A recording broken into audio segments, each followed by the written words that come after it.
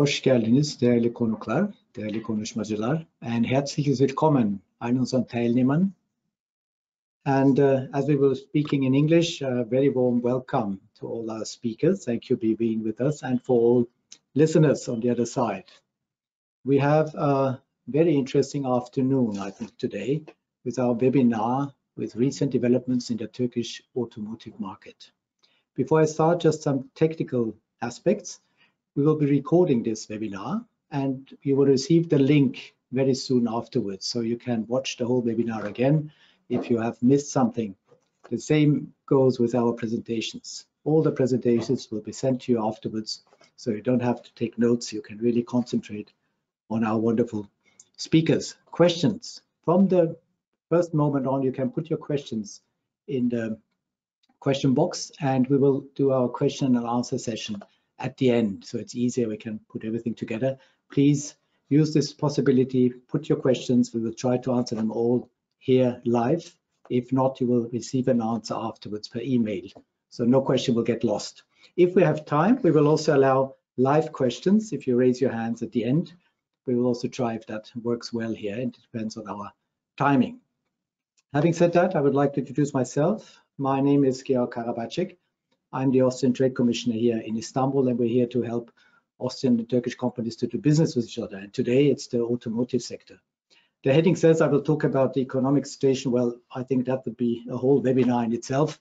All I want to say is that Turkey is a high country. It's a high growth country, which is amazing. If you look at 2020, it was one of the few countries with a growth of 1.8%. At the same time, it's a high inflation and high unemployment country. So you have this growth, but you also have some economic problems here. What we do see is, in any case, and I think that's important, whatever is happening, it's always a high potential country, and it's a country with a high industrialization where you have very good opportunities to do business. And that's, I think, the main message I would like to go. If you're looking at the country medium long term, Turkey should be in your focus, because with 80 million people and more, with a young population, with a neighborhood to the EU, and with a customs union with the EU, it's just there. You can't really neglect it, and you shouldn't. So we are here, of course, to help you anytime if you need your first steps. If you look at the Turkish industry, there's one more aspect for Austrian people. Very often they think we buy fruit and vegetables from Turkey, which they really have, wonderful fruit and vegetable, or textiles and clothing, but actually the main product we import from Turkey is machinery, equipment, and automotive. So when you take a bus in Vienna for the airport, very often it's a Mercedes from Turkey, or you drive your Renault Clio and it's coming from Turkey and you wouldn't know. So automotive is a very, very important sector here, and we will hear more from our speakers today. I just want to highlight it that Turkey is not what you sometimes think it is when you read newspapers. It's much more, and it's worth having a look at Turkey, how it, what it does, and where you have possibilities to do business. Now, without further ado, because we need our time for our speakers today, I would like to introduce each speaker one after the other when it's their turn, and we will start by talking about what makes Turkey attractive for automotive OEM companies to produce here. And this will be Mr. Haydar Yenigün, the chairman of OSD, who will talk to us about this. Mr. Yenigün, Haydar, has graduated from the Yıldız Technical University as a mechanical engineer, and he joined Ford Otosan from the mid-80s already. So he's a real Ford person. He was there when the Kocaeli plant was established, and he also was the general manager of that plant later on. At that time, he also had the shares of Ford and Otosan, which were equalized. Then he became, at the same time, since 2007, he was assistant general manager of Ford Otosan and became the general manager already in 2012. So that's one function, and the other function is, of course, he's chairperson of the Automotive Manufacturers Association. That's the function where we welcome here today.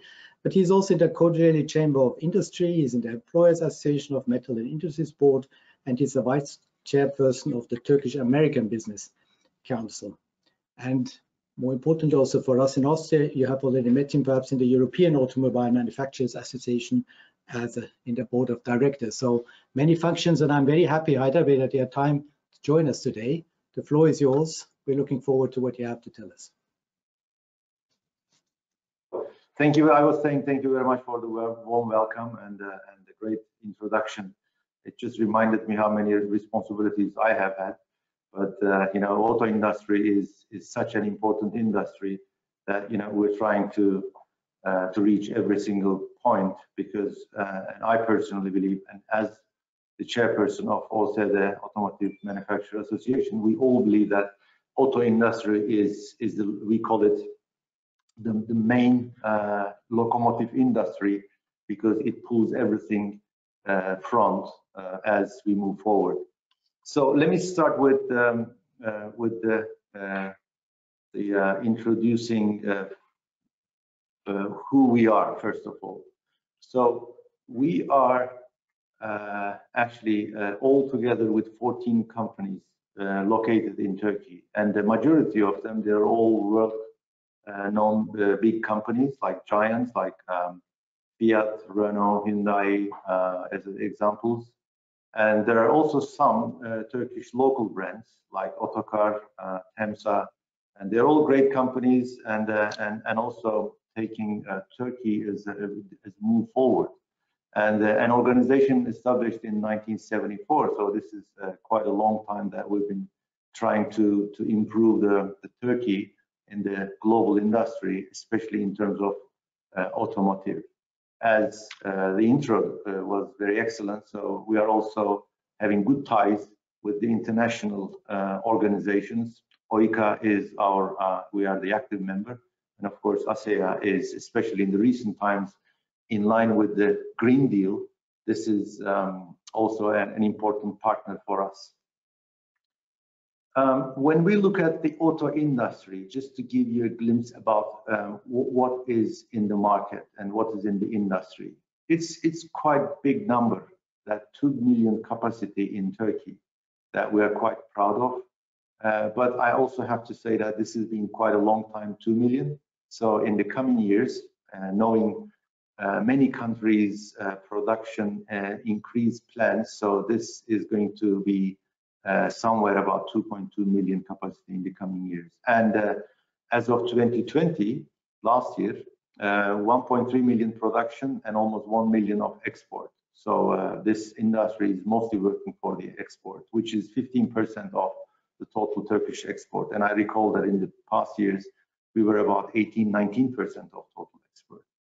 And also important that auto industry is quite investment intense industry, and also recognizing that the people who are working all together are quite a big number. So more than 500,000 people in employment is also helping companies growth, and almost 5% of the manufacturing, let's say, in industry development. These are all important numbers, and we are holding more than 5% of the total GDP of Turkey as of 2020. Reminding you, 2020 was not a good year, so I will touch on this topic in the coming slides, that we've reached a bit higher numbers than what I'm just verbalizing. Talking about R&D, which is the backbone of course, the industry, any industry, but especially in auto industry, this is very important, more important than anything described. So we have 157 R&D centers. This is not something small, and we're quite proud of it, and also employing more than 4,000 people. And what is quite interesting in Turkey, so although those R&D centers belong to main OEMs as well as the supply industry, but there are some companies, they're making a direct R&D export to their either mother companies or some other companies, including startups. And then it reached $106 million of an export purely on the R&D purposes. And an expense, although we are not in the desired level of in terms of percentage of total revenue, but 2.54 billion Turkish lira R&D expense is also an important number. And where we are in the global industry and Europe, I think this shows quite a clear picture in front of us. In terms of total automotive, we are number 4 in Europe, and passenger car we're number 6. And commercial vehicle production point of view, we are number 2. I'll also touch this topic because I believe this is quite important in terms of how important and how big the industry in Turkey as well as European Union. And what these numbers are telling us. So let's talk about a little bit of what numbers are delivering. So there are some, of course, direct contribution into the industry, which I already verbalized majority of them, but there are some indirect contributions, which is also quite valuable. So localization is something that Turkish industry is quite proud of. The TISAT, equivalent of OSD, Automotive Manufacturers Associations, on the supplier end, where there is quite a big and strong presence in the industry, and therefore the OEMs are enjoying this with the localization, and actually there are some car lines enjoying more than 80% localization rates, and the average is, as far as I remember, it was about 60 to 70%. And of course, the value chain, rather than talking about only specific OEM or other specific areas, actually this is a kind of a push in the industry as automotive value chain. This is also a very important area. Of course, the social development is one of the key elements that we as OSD and also the companies individually are quite sensitive and giving most interest on this topic, because we are as a big family in the industry, as we've been talking about more than 500,000 people, and I'm proudly saying that every single employee working in auto industry are high caliber people. Speaking language ability is quite strong on the office environment and also the sales and service environment, and those people are creating quite a big amount of technology in terms of development and manufacturing, and also strong automotive know-how is also a big driver. So one of our esteemed speakers today, he will be talking about the Turkish automotive initiative that we're also very happily monitoring the progress on those. So they're all creating a positive image to Turkey. In the intro, besides all the economical fluctuations and quite interesting developments in Turkey, which I believe these environments makes every automotive industry person quite strong in terms of immune system, let's say, against any kind of fluctuations or changes, instant changes, and make the environment quite resilient in the up and down economies. And just have a look at where we are. This is Turkey map, as you recognize, and we are basically located mostly in the Marmara region, but there are some companies in the center of Turkey, and there is one in Adana. So as I said, this is the combination of those 2 million unit of vehicle production capacity, consist of passenger cars, light commercial vehicles, I'm sorry, and coach and buses, as well as heavy trucks in the let's say commercial vehicle world. And we have also a couple of agricultural tractor production and development companies located in Turkey. These are among those 14 companies. And so there has been a big transformation of auto industry, and I'm proudly saying and happily saying that this is actually this was triggered by the Custom Union Agreement in 1996. So, and you see the numbers and multiplier effects between 1996 and 2019 and 20. And this is actually a big opportunity of Turkey as well as Europe, which I will also talk about what benefit we're creating to our main customer, which is European Union, and as well as of course Turkey in general. And if we look at the automotive industry capacity in the distribution of passenger car, commercial vehicles, and agricultural tractors, and then you see the increasing trends. Actually, we just have a snapshot of last 6-7 years. So it's been a quite significant improvement in the automotive industry capacity, where I already mentioned that it is going to be also 10% higher in the coming years. So basically the increase in terms of percentages is quite remarkable. So it's more than 50%, actually above 60% of improvement. This holds us in a position that we are producing 1.66% of total production, I mean global production, which of course in the recent years, because of the pandemic, this was a bit, let's say, disturbed. We were talking about 90 million industry in the world, but it is now going down and fluctuating about 70 to 80 million units of production. And in terms of export value, which is quite important topic for our Turkish economy for sure, if you ignore last 2 years, which is basically related with the COVID and downturn economy in Europe, automotive economy in Europe, actually this has been creating over $30 billion of export, which on the prior slide you most probably captured that it's creating minimum more than $7 billion of direct surplus if we consider imports and exports of the industry. And I was talking about, you know, why it is important for Turkey as well as Europe.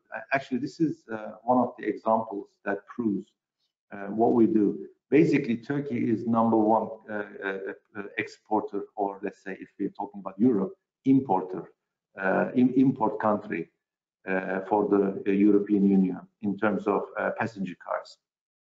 And also in the commercial vehicle imports, it's holding also the same position. So it's been a big improvement in the last 3-4 years, of course, in line with the economical situation, ups and downs in the last 3-4 years. But it is showing that Turkey is quite important location.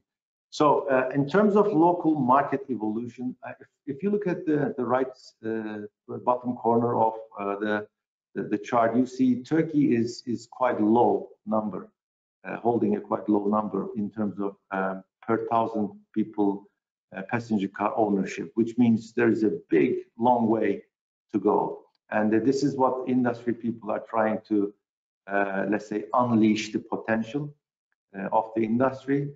We've reached among the years 2015, 16, 17, 1 million industry, meaning 1 million units sold in Turkey.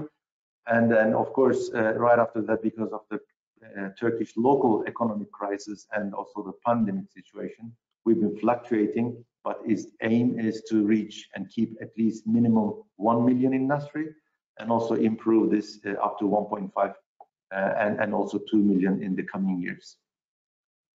And when we look at production, capacity utilization, export, and everything, the change year over year from 2020 to 2021 is all positive.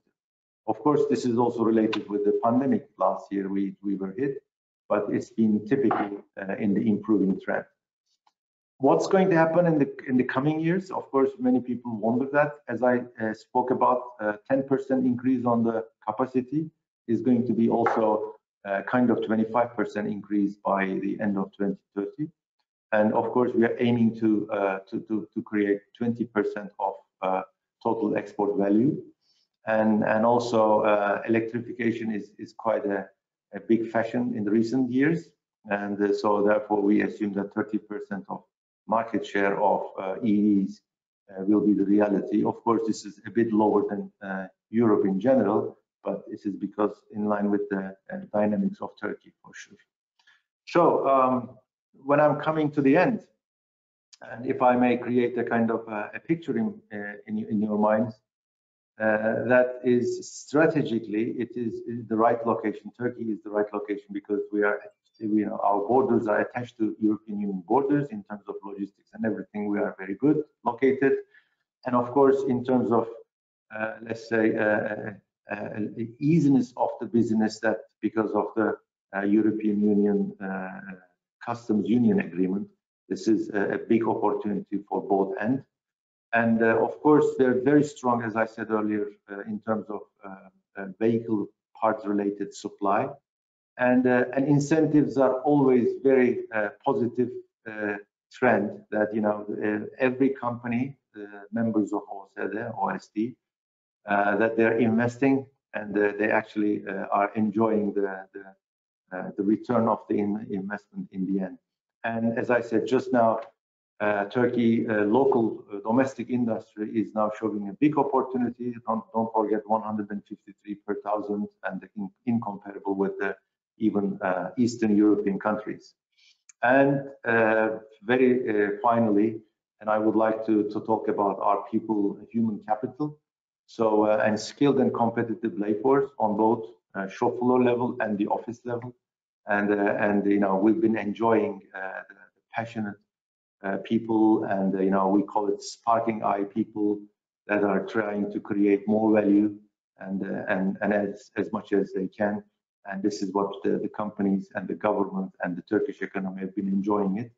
So that's all I just wanted to share with you within this given 15 minutes limit, and talk to you later in the if we have time available in Q&A session. Thank you.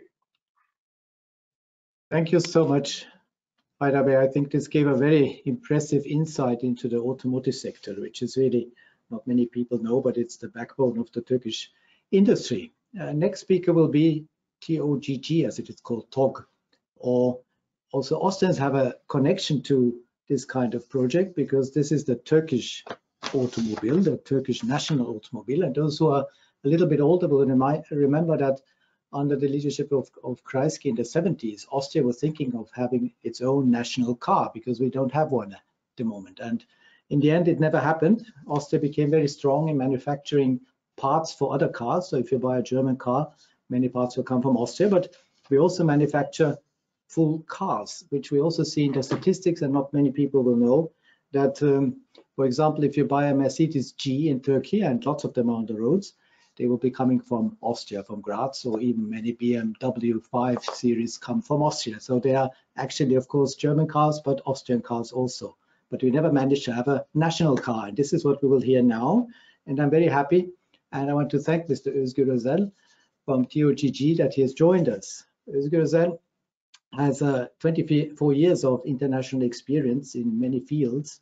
He comes from an engineering background, from the Istanbul Technical University, which he finished there. And he started already very early in the automotive industry with Tofaş, which is also connected to Fiat. And he was also in Italy with Fiat and worked there for some time. He worked in many other companies, for example, Magirus. And since December 2018, he is now in charge of strategy and business for one of the most prestigious projects, I would say, Turkey has at the moment, developing TOGG, developing the national car. And thank you for coming, and we are very much looking forward. So the floor is yours, Özgür Bey. Thank you very much. Can you hear me now? Okay. Thank you very mumuch for this opportunity, organizing this webinar. I would be happy to talk about the reason why we exist, the reason why we were born. This should be considered as a more than a national project, and I will try to explain why it is the right time as well as the right place to start a global mobility brand birth. And I'm trying to control it now. Okay. Good. Well, it all starts with the trends, mega trends that are shaping the automotive industry. Today, the rules of the game are changing, and the automotive sector, the automotive industry is transforming to a mobility ecosystem. I will try to better explain why I mean with this fancy word, but you will see that is more than a fancy word. And the main reason why we're talking about mobility today is, first of all, the customer expectations are evolving, they are changing, and the car itself is becoming a smart device. And we have our homes as the first living space, our offices, our work as the second living space, and the car is emerging as a new living space thanks to the improvement or the birth of the new technologies. And you know what has happened to the mobile phones, we believe will be happening to the car itself as well.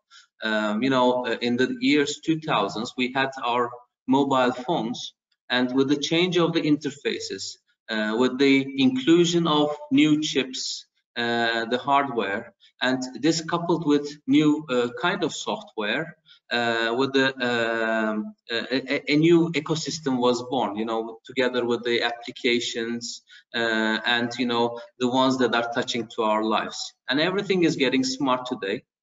Not only the phones, but, you know, the buildings, homes, cities, energy grids, the infrastructure, and within this context, automobile is becoming a new smart living space. And those are the main reason for that is the mega trends. In the technology field, you know, the car is becoming electrified, and it is going to be connected all the time, not just with a dongle, but it's going to be within the internet all the time. And the cars are getting autonomous, they're getting automated. And on the social side, we see that our homes are getting smart, our cities are getting smart, all the living spaces are getting smart, and car will also be getting smart in this sense. And with the questioning of the ownership concept, the sharing economy is emerging, and with what we have done as humankind to our Mother Earth, the environmental consciousness is also getting improved, and, you know, is emerging as well. On the regulatory side, you know, the countries are getting more protected. I mean, with the customs walls, or they are more into the IP protection, or the creation of the new IPs, new technologies, and the borderless world is sometimes becoming borderless with the borders. That's why all the countries are working on the emerge of their startup ecosystems and birth of new technologies and new business models.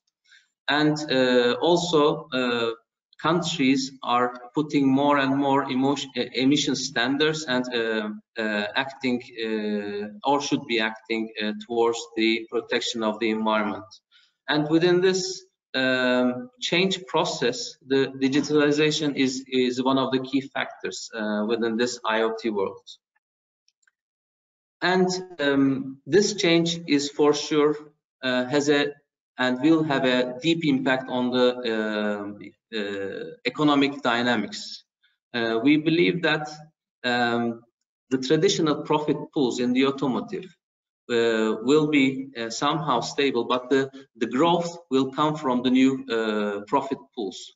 When we say new profit pools, we're talking about the on-demand mobility, on autonomous and battery electric vehicle components, as well as data and connections and related business model that will be born thanks to the better use of data and better serving to the users and customers. And we believe within this change process, more agile, creative, collaborative, and user-oriented organization will be successful. And the big ones also will be forced to change, and the ones who will not be able to change will die for sure. This also happened, as we know very well, on the transformation of the mobile phones to smartphones. And you know, Mr. Yenigün talked about the development of the automotive in Turkey. We have a very good established automotive sector together with the suppliers. We have a good base for the highly skilled people. And now we are coming to the third phase, which is the mobility world. And we believe there will be a new league. And this will be thanks to the use case mobility concept that I will be explaining in the coming slides. We have this globally competitive OEM and supplier footprint in Turkey, and we have very good capabilities already developed in Turkey.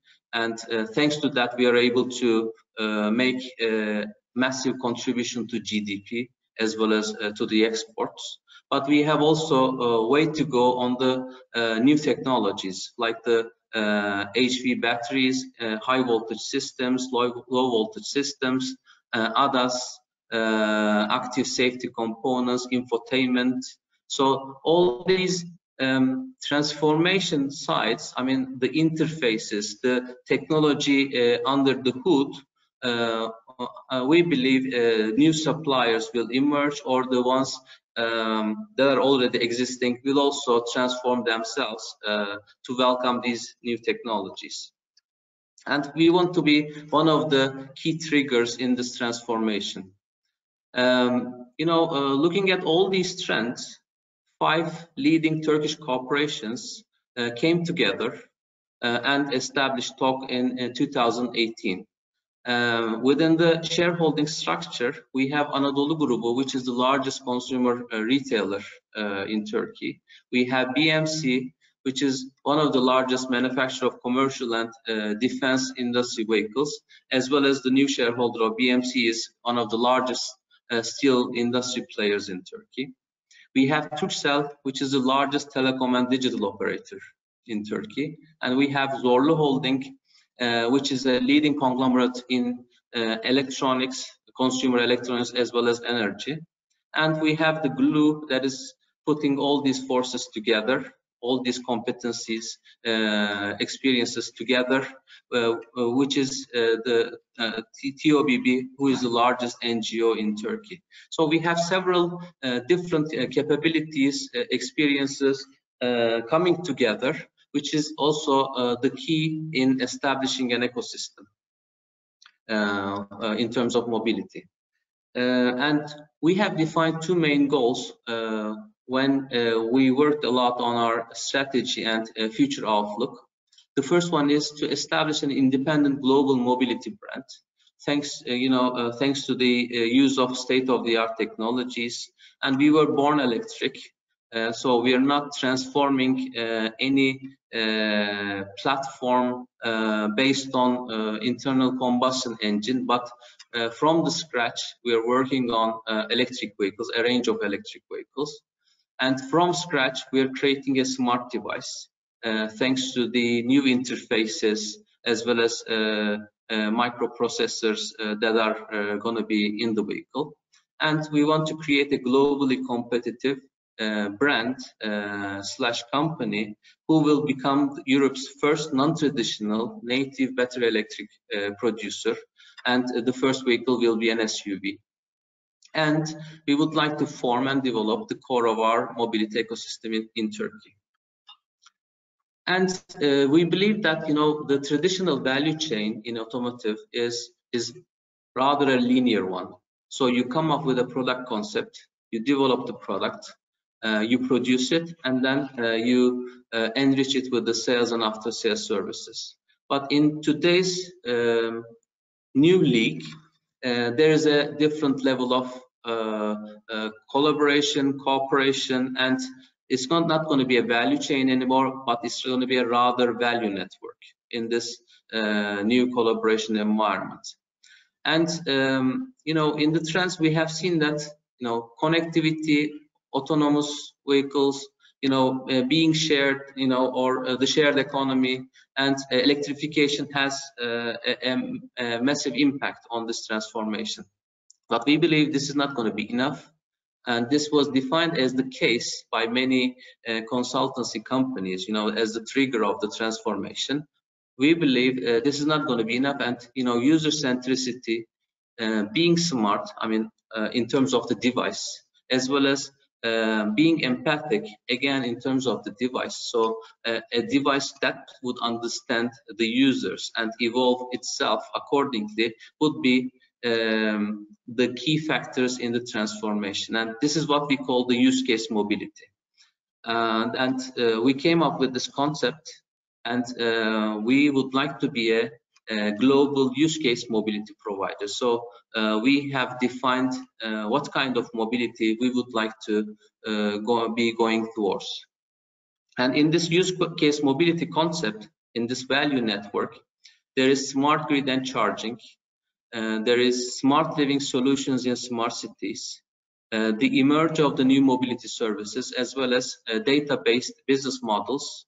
And the suppliers and the business partners should come with new competencies.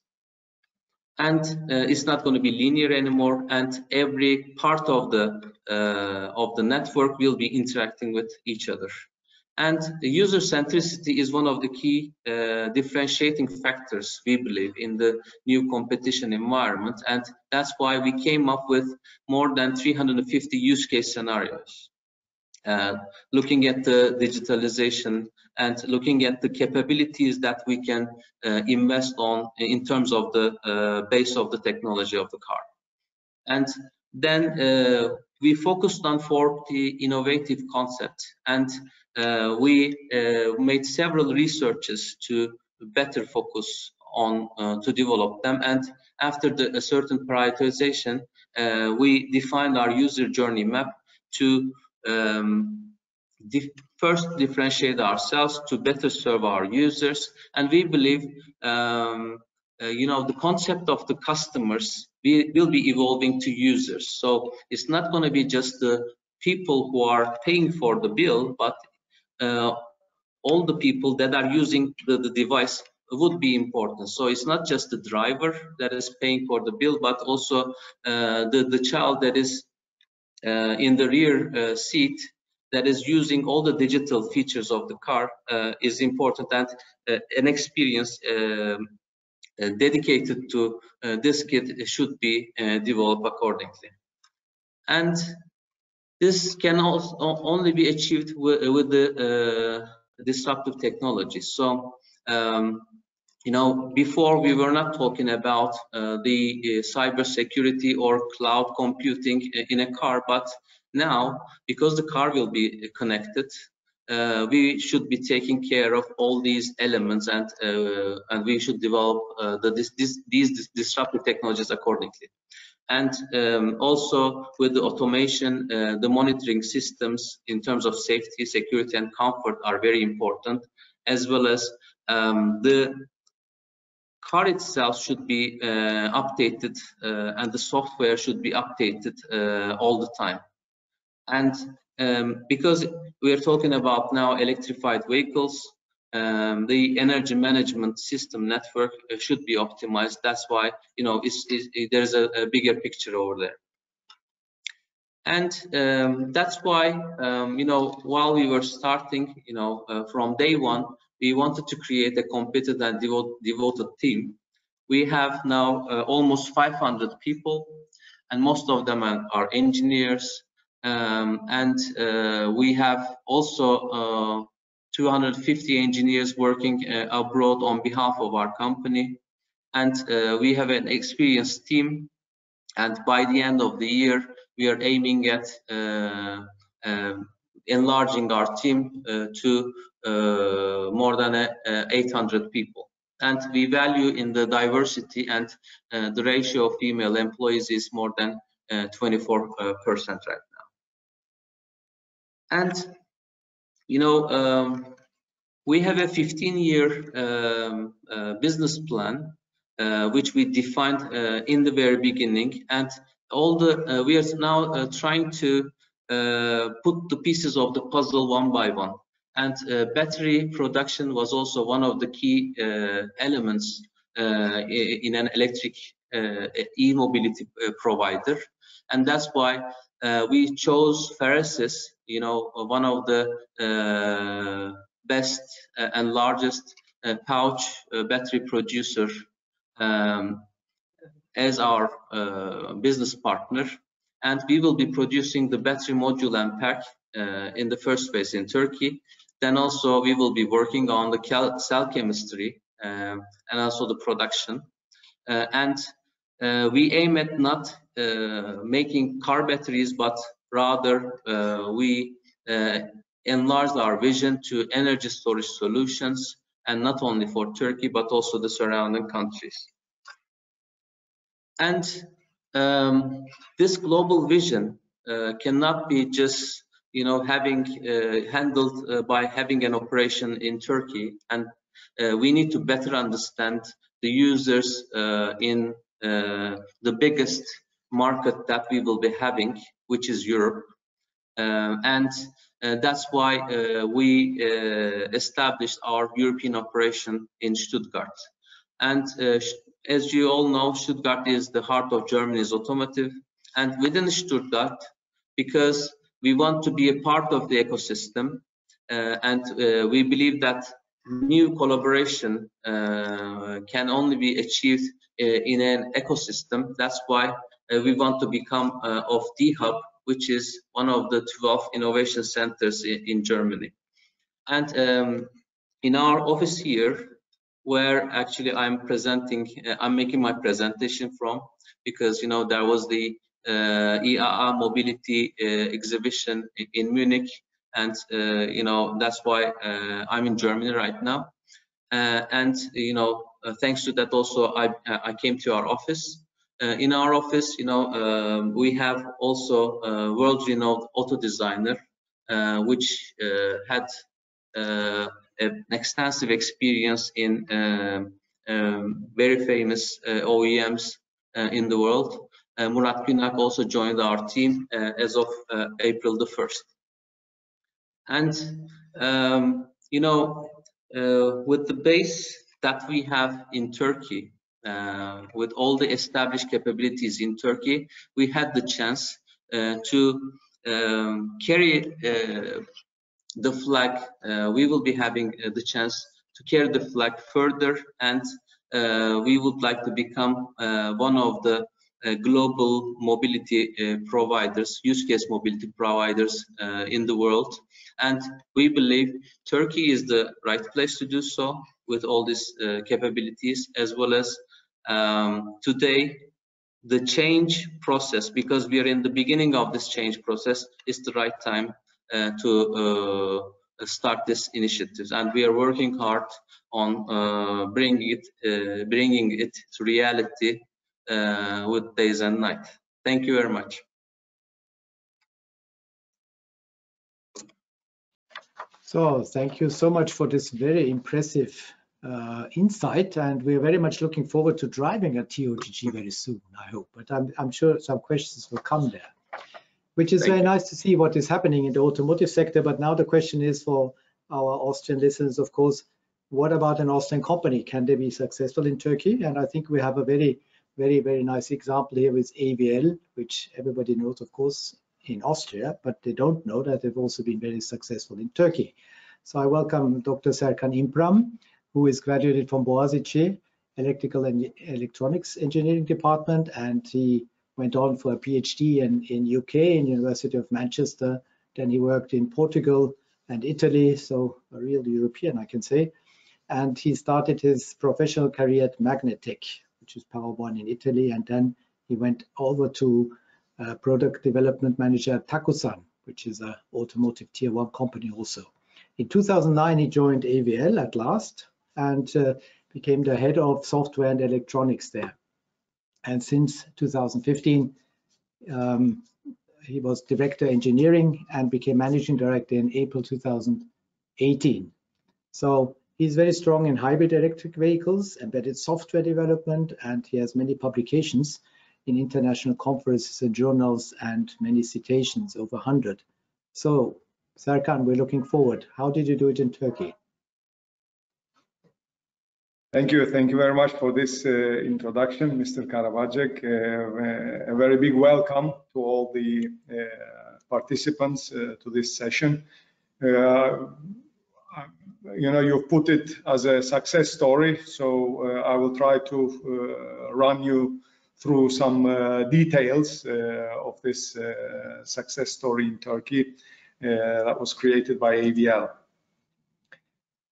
It's roughly 13 years since AVL is in Turkey. It was established initially outside the metropolitan borders of Istanbul in a technology-free trade zone. This is a special area where some major OEMs were located, and you know, people who know AVL know that AVL always likes to be close to major manufacturers, partners. So that was the reason why this location was chosen. In 2015, we came much closer to the city of Istanbul, where we are still located. We launched our first R&D center this term, by the way, you know, because some of you may be already thinking of investing in Turkey. This is a special terminology, so you need to register your office. If you are doing, by the way, there are terms and conditions for this. First of those is, of course, you have to be doing cutting edge things, really state-of-the-art and even future technology development. You can register your company as an R&D center with the ministry, and then you know you go through an assessment and you get this label, so to speak. We were growing really fast. In 2015, the building you see was no longer enough for the headcount we had reached. So in 2016, we launched our second R&D center, very close. There's just 2 kilometers in between. And then it's been really since the start, you know, in 2008, it's been really growth resembling the growth of successful startups, let's say. I will show you some numbers later on. We won several awards. You will see twice we managed to get into the list of the top 100 fastest growing companies in Turkey.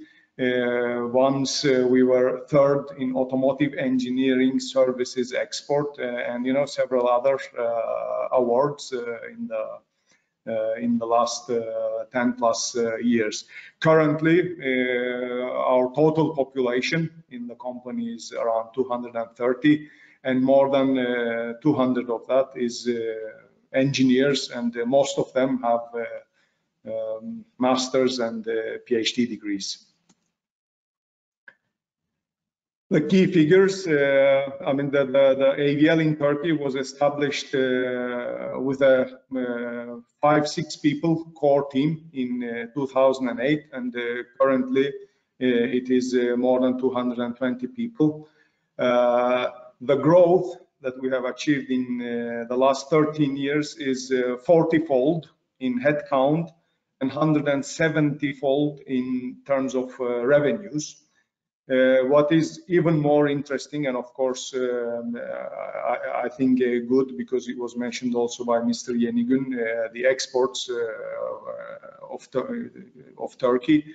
So we contribute to that by an accumulated more than 50 million euros since day one, and currently 90% of what we sell is exports, basically. So meaning global projects, you know, all these, most of these engineers, they work on very big global programs. The way the company is structured, I quickly show you the technical departments. The first three used to be one single department until about 3 years ago, but of course we being in AVL, you know, we work with everybody, we talk with everybody, we go in and out everywhere. We knew it was coming, so we quickly restructured our organization and we divided the then so-called software and electronics department into 3. Now we have high-level object-oriented type of software development and autonomous driving technologies under one department, embedded software and really pure electronics. By the way, the picture you see on software and electronics is one project in which we were involved, where you know we designed a wheel hub inverter for a premium brand in Europe. Then we have the powertrain systems and controls department, where we do things like transmission controls, hybrid electric vehicle controls, functional safety, a very hot topic, battery development, and also its software, and so on. So these 3 departments basically form half of the AVL Turkey engineering population, let's say. Then we have powertrain and vehicle calibration, very, very important. I always say, you know, software people, they can develop the coolest algorithms, the best algorithms in the world. But if you want to sell the vehicle, car or, you know, commercial vehicle, whatever it is, it needs to go through the hands of the calibration people. So it is very, very important. And that is why we have close to 80 people doing all sorts of calibration. And then we have a smaller department, the design and powertrain integration, a very, very experienced team with respect to all the other departments. Really, there is concentrated experience coming directly from the automotive world.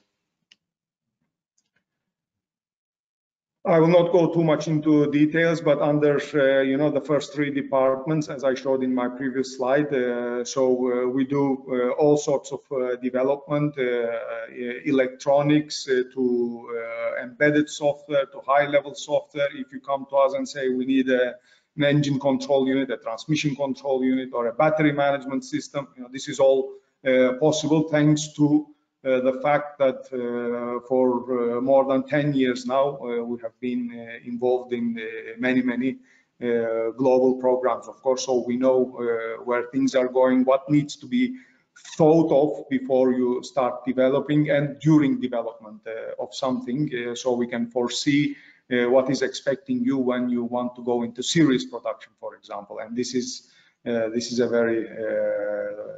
very strong asset. This is how the department is structured. The biggest teams are those at the top, hybrid electric vehicle controls, transmission controls, autonomous driving and vehicle controls. Safety is also big, battery coming. We even have now our fuel cell controls group, which is rapidly increasing in size, for example. Calibration, more than 70 engineers, close to 80 now they are. If we talk traditional things, you know, they can really from scratch take an engine and calibrate it to the latest regulatory standards, Euro 6E currently. They can calibrate transmissions. Very hot topic now for us is, and the rapidly growing area is e-axle calibration with the boom in electrification all around Europe and the world.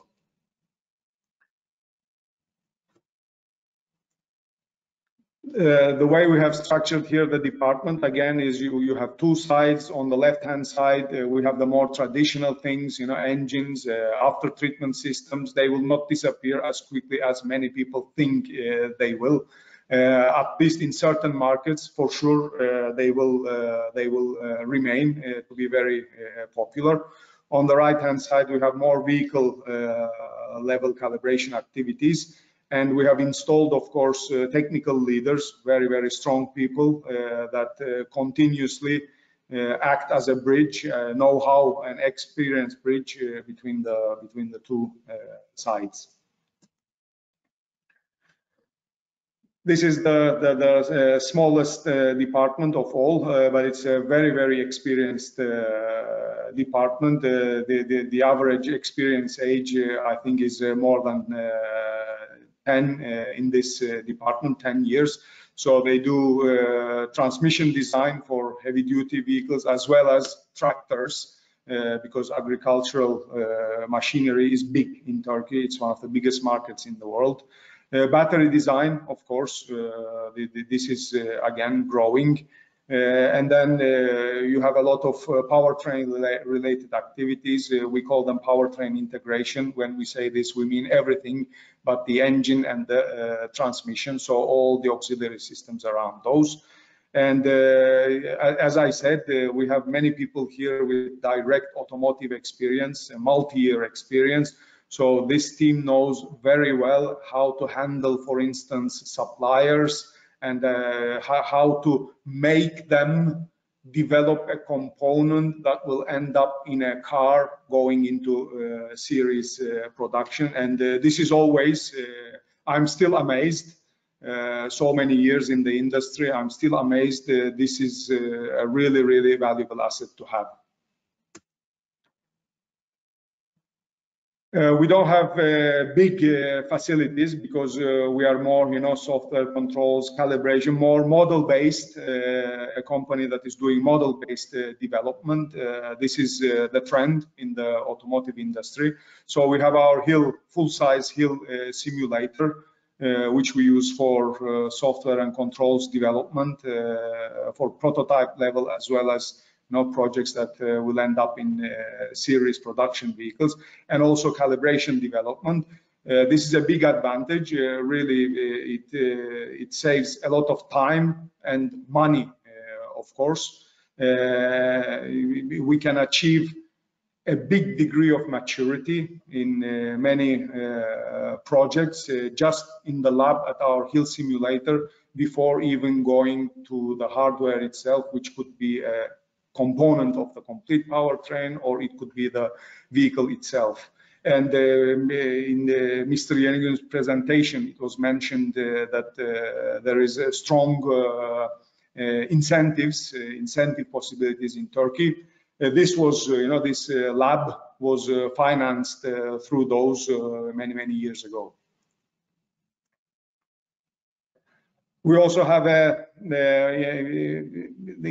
the ground floor of one of our R&D centers, we also have our vehicle workshop where we can fit in 2 vehicles. One of those could even be a light-duty commercial vehicle, where really, we can work on the vehicle. This camouflaged vehicle, for instance, you see at the top, was for a customer in Asia, for which we developed from 0 to 100% dual clutch transmission control software, and the vehicle has gone into SOP, and all the development, all the algorithm and software development for the transmission controls was done in Turkey by the AVL Turkey team. And at the bottom, you see our very cool toy, our autonomous vehicle, which we use to develop really interesting things like technology, for instance. I use the word here deliberately, I refrain using the word ADAS, but I use autonomous driving because really we develop things like this car can overtake other cars on its own, let's put it that way. Autonomously, it can decide when to overtake, and it can overtake other cars. So this is the technology that we have in this car, and this demo was done earlier this year in the month of February, and it was a successful demo event. And this again, these activities here, the autonomous driving technology development activities, are again supported by the Turkish state incentives. That's all from me. I guess now we will anyway have a Q&A session. So I would like to thank everyone. One more click. Thank you. Thank you so much, Serkan Bey. Thank you. This is exactly where we are, Q&A session. Just to mention that for those who are interested in the Turkish automotive market, in November, we have the automotive meetings in Bursa with B2Bs. This year, virtual, normally, of course, live, but whoever is interested, let us know. So, any questions? We have already received some on the chat. Please put your questions there or raise your hands. The question is from Mr. Dietmar Bahn. He would like to learn about Turkish suppliers for EV manufacturing, extruded profiles, battery trays, motor housing, and so on. So, what we see in the last nearly a year, I can say, is that there's more demand also to buy from Turkey, not only to export to Turkey. So the question is, who would like to answer it? Do we have manufacturers who could supply such things to Austrian company? Would that be something for Heide Bey, or do we have to ask the Automotive Parts Association? Would somebody like to say something here?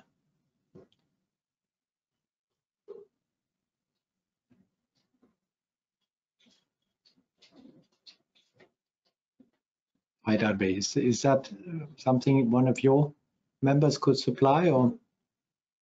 I can share my views on this. So this was actually, this is what we've been quite a long time working on a topic since 2017, I must say.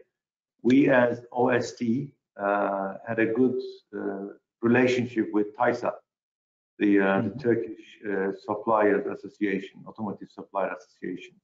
But of course, the content that TAYSAT has had a good power on has been on the sheet metal forming, plastic injection, and welding mechanisms, etc. So this has been a typical or conventional goods.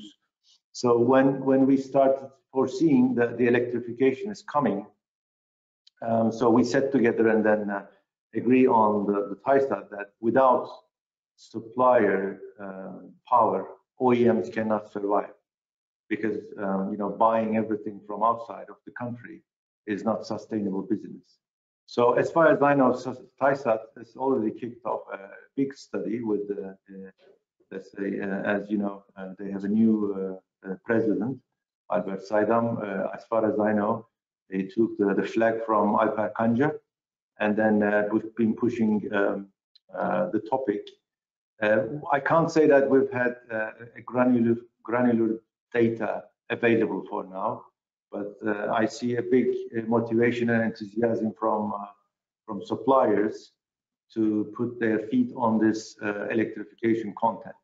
When I say electrification, it starts with the top battery manufacturing, which, as far as I know, there are 3 battery manufacturers now considering to make the investment, and it goes down to the cabling or inverter. So there are many different, let's say, segments of the electrification content that people are now working on this. That's I can just share with you. Thank you.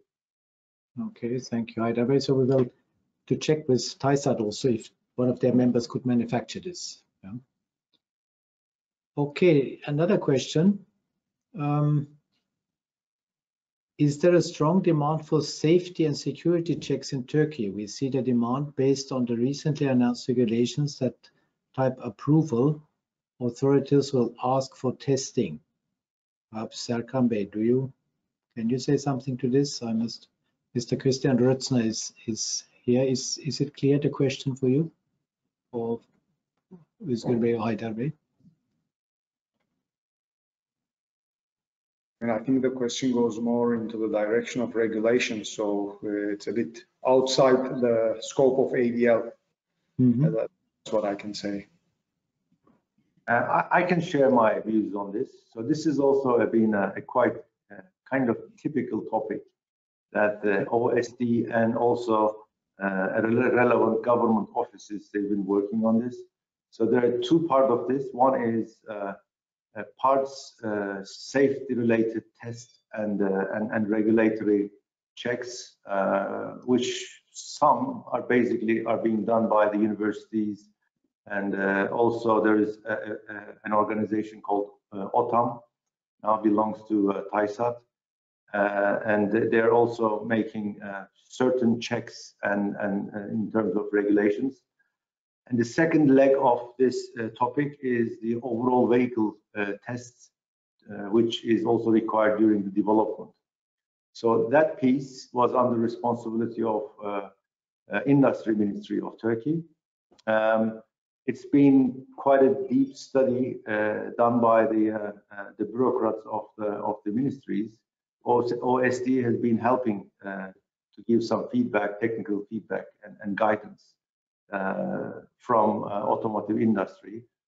But it's been, as far as I know, it's been helped right now. But the location has been defined, the context has been listed, but I'm sure the ministry is still working on this, and shortly they will be sharing with the auto industry community soon. Okay, thank you. I hope this answers your question, Mr. Rötzer. We have another question from Mr. Paul Matt, and he is asking to Özgür Bey, we're a manufacturer of high quality vehicle test equipment. Which person can they contact at TOGG as TOGG?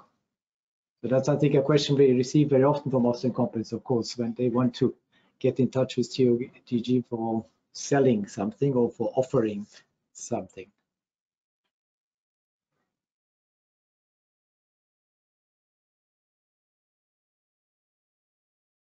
Okay. Well, I think, these kind of demands can be anyway, forwarded to you, and then you can just share with us. And then, according to the phase of the project, or according to the nomination of a supply, we can try to understand if and where we can work together. Okay, thank you. So, Mr. Matt, we will be in touch, and we will then forward it to TOGG and put you in touch with the right person and see if there is an opportunity for you there. Sure. Another question from Mr. Markus Aschauer. This company, GST, is a manufacturer of special cylindrical grinding machines for automotive industry, typical for transmission shafts, crankshafts, camshafts, e-mobility, rotor shafts. Are there customers in Turkey for this? So, how do you see this, Haydar Bey or Özgür Bey? I am sure there are customers, like for example, there are many companies among those 14 OSD members. They're building engines, transmissions currently in Turkey, and there is a quite strong supply base in Turkey, and a group of it for working for the OEMs. I think that the company now, the owner of the question, is now is asking or looking for the OEM relations.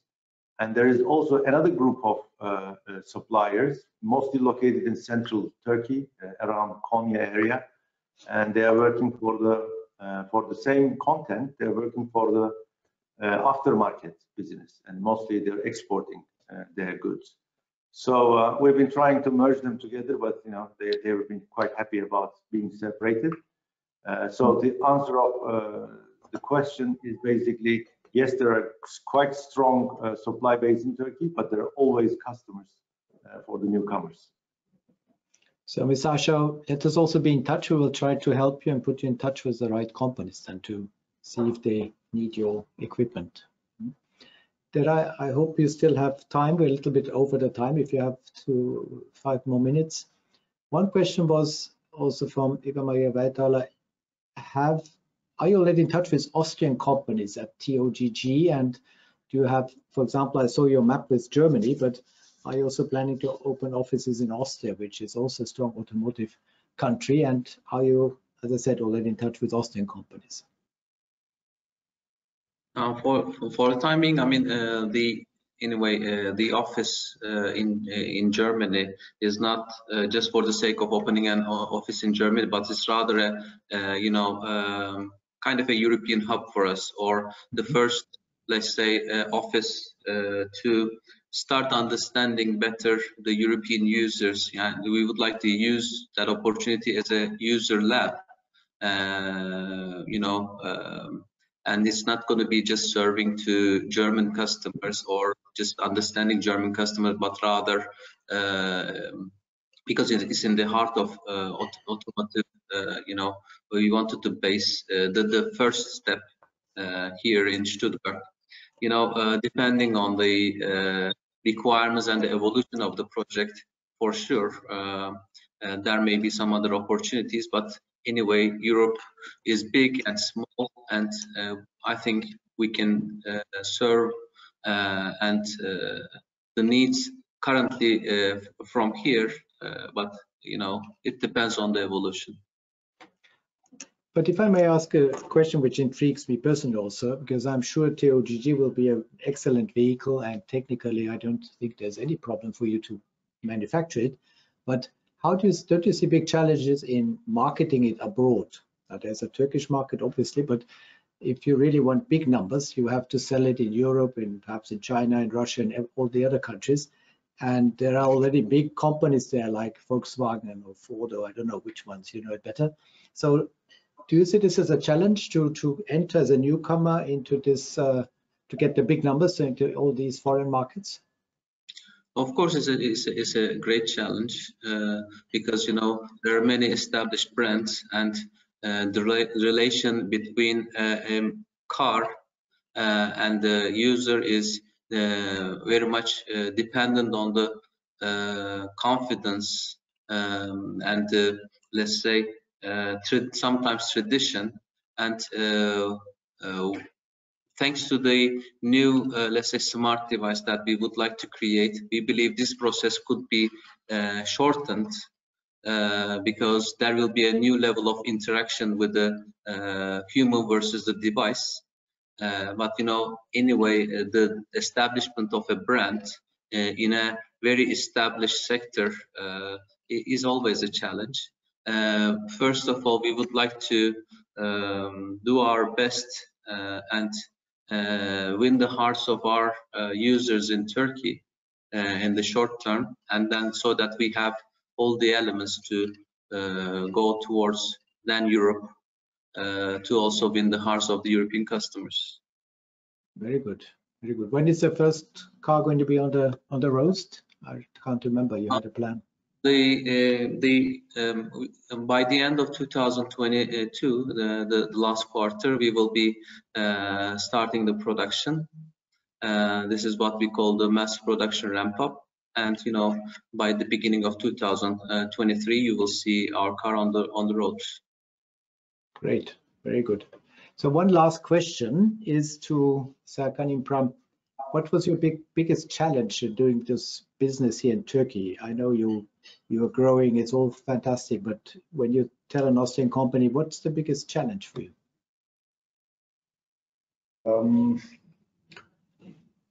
I think explaining, because AVL is not a production company. We don't sell off-the-shelf components. We don't manufacture in hundreds, thousands, millions, anything.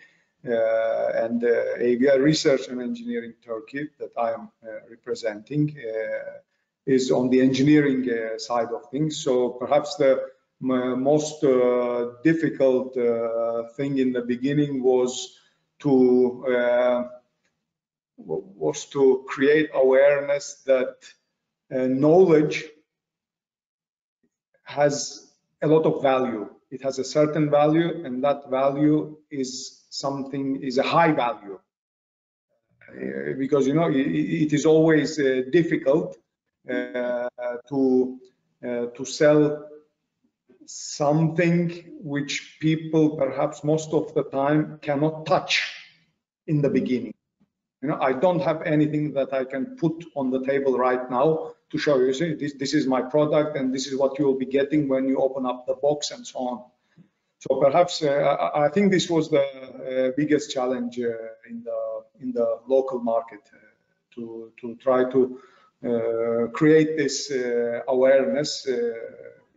It took I must say honestly, I think it took longer than expected to reach this point where people realize that yes, knowledge has got a value, and that could sometimes be quite high actually. I can imagine. Very good. So let me thank you all. Haydar Bey, Serkan Bey, Özgür Bey, thank you very much for your time. It was much appreciated. I know you have a very big and tight schedule, and I think it gave us a wonderful overview of the sector of TOGG and how to do business here with AVL. For our Austrian listeners, I hope you enjoyed it. We will be sending everyone an email with a link to this webinar and with the presentations. And if you have any questions, you know where we are. Please don't hesitate to contact us. Those I have mentioned, we will also contact you with the open questions which were there. And I wish you a very lovely afternoon and hope to see you soon again here in the automotive business. Thank you very much and goodbye. Okay. Thank you. Thank you for inviting me. Bye-bye. Thank you very much.